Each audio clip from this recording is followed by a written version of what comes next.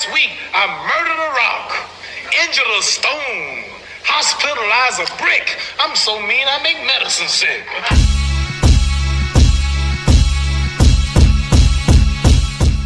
What's up, fight fans? This is Kirk DeVille with Counterpunch Boxing News, and I have some new news concerning Rolly Romero. Get this. Rolly Romero says the investigation into the sexual assault allegations now closed. No charges. Rolando Rolly Romero is free to resume his boxing career. A months-long investigation into allegations of sexual assault has concluded with no charges to be filed against the unbeaten lightweight contender. Accusations were made last October by 24-year-old Isabel Zambrano, accusing Romero of sexual assault from September 2020 encounter in Boxer's North Las Vegas apartment. The matter was presented to the Henderson Police Department, who opened a case file in late October.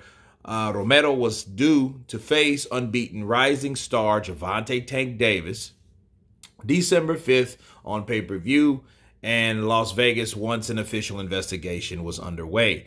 After 2.5 months of my name, quote, being slandered with false accusations, having to miss out on opportunities, cheated out my dream, and out of a massive amount of wealth, the investigation into the allegations made against me were formally closed, Romero revealed. He said charges were not filed because the allegations could not be substantiated because, as always, I stated I'm innocent.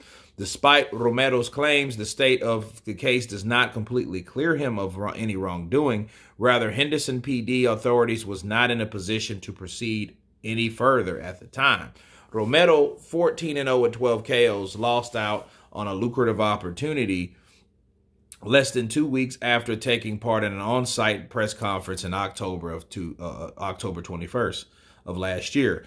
Outside the venue formerly known as Staples Center, the daytime presser saw Romero shirtless and only sporting a fur coat in 80-degree heat, hurl a series of profanities at Davis, with the event making the media rounds before he was ultimately removed from the show on November 1st through a joint decision between Showtime, Mayweather Promotions, who promotes Romero, and Davis, and Premier Boxing Champions. Okay, Romero was replaced by, of course, Isaac Cruz, who dropped the 12th-round unanimous decision, but is going the distance, managed to snap Davis's 16-fight knockout streak. The development has left Romero out of the ring since a 7th-round KO of junior welterweight challenger Anthony Yigit last July on the 17th on Showtime from AT&T Center in San Antonio.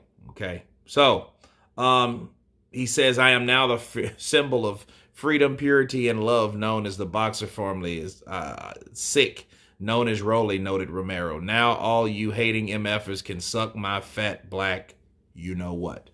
Let me counterpunch. Rolly Romero, it was very convenient. To me, it was too damn convenient. It was too convenient why they all of a sudden took him out of a situation that stopped him from working or stopped him from performing. And I thought it was weird that he was removed through a joint decision between Showtime and Mayweather Promotions, who promote Romero and Davis and Premier Boxing Champions. It just seems like to me, if he was innocent and it wasn't any charges brought up against him, I always thought that was just the weirdest thing. It was strange. It was too convenient. And I think because I feel that wasn't the right time for Romero, okay?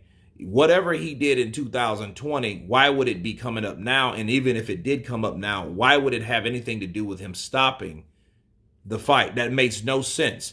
We have situations where Oscar De La Hoya was up for sexual harassment. He still remained fighting. That was done on behind the scenes. Sergey Kovalev had the similar situation where it was behind the scenes, sexual assault, same shit. And you know why? And then all of a sudden, Romero is selling this fight. And I'm not a fan of Romero, but I know he is a shit talker and he will get a lot of attention. Okay. So at the end of the day, they just upped and snatched him away. It just seems like an excuse to me. Let me say this, okay? I will say this. If Rolly Romero doesn't get an opportunity to fight Davis after this, that'll let you know that you can't argue with the possibility. There's a high possibility that Mayweather pulled Rolly from this fight because he wasn't sure that Tank could win or win convincingly. But karma is a mother, because then Isaac Pitbull Cruz was the guy that they wanted in there, and they placed him in there for that same reason, and he still really didn't look all that great. He won the fight, but he didn't look all that great. So Rolly Romero, is a guy, if he doesn't get that shot again, there would be no reason to give it to him after snatching him away from that card, after being a headliner on that card, being 14-0. You know what I mean? To me, it looks like they made a decision and they reneged on that decision. You can see Floyd. I don't think Tank needs to be fighting Rolly right now. We'll get somebody else. Fuck that. Bring him out. What? He got a rape charge. You know what? Take him off. Take him off. Al, let's take him off. Yeah, let's take him off, Floyd. Yeah, let's take him off. That's exactly what happened. So if he doesn't get the opportunity to fight him, you already know the fix was pretty much in. They sabotaged the shit-talking Rolly in order to make an easier fight for Tank Davis, because he is the projected star. I think Rolly Romero, he's a dangerous pawn because he can punch. He has a puncher's chance. But, other than that, I think they wanted someone else in there to showcase Tank for that particular fight. But anyway, you guys tell me what you think of Rolly Romero cleared of all charges. Of course, please subscribe, and you guys been Counterpunch. Peace.